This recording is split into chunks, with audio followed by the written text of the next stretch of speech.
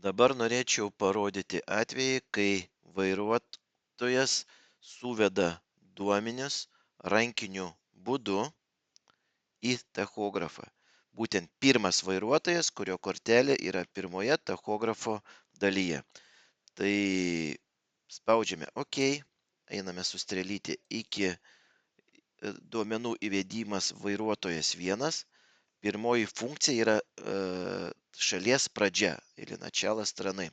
Tai šalies pradžia, tai yra tas atvejis, kai vairuotojas, jeigu kortelė buvo poilsio metu įdėta į tachografą, tai šiuo atveju skaitosi kaip pamainos pradžia. Tai reiškia, vairuotojas atsikėlęs ryte prieš pradėdamas darbą privalo pradėti nuo šalies pradžia.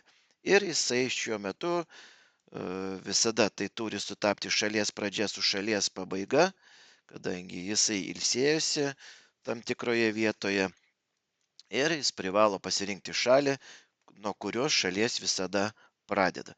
Tais atvejais, kai nesutampa šalies pradžia, turi būti daromas rankinis įvedimas, kaip jisai nuvažiavo iš vienos šalies į kitą. Nu, tai šiuo atveju mes pasidarome šalies pradžia Vokietija ir duomenis išsaugoti.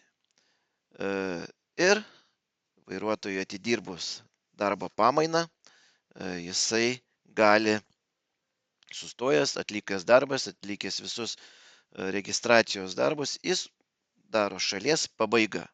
Jeigu sutampa šalies pabaiga su šalies pradžia, tai rašome, paliekame tą raidę, jeigu nesutampa, mes galime pakeisti į tą šalį, kurioje šalyje jisai baigė darbus. Tai paimkim Prancūziją šiuo atveju.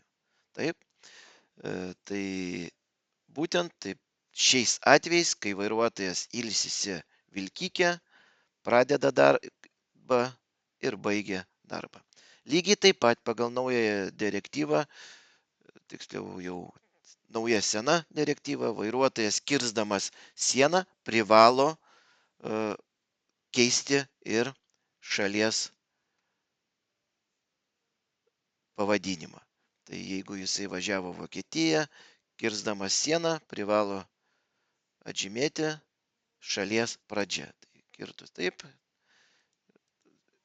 sieną, tai, sakykime, jis privalo pakeisti į D. Šiuo metu didžioji dalis naujų tachografų tai jau turėtų daryti automatiškai, bet šiuo metu vairuotojas kol kas privalo tai daryti rankiniu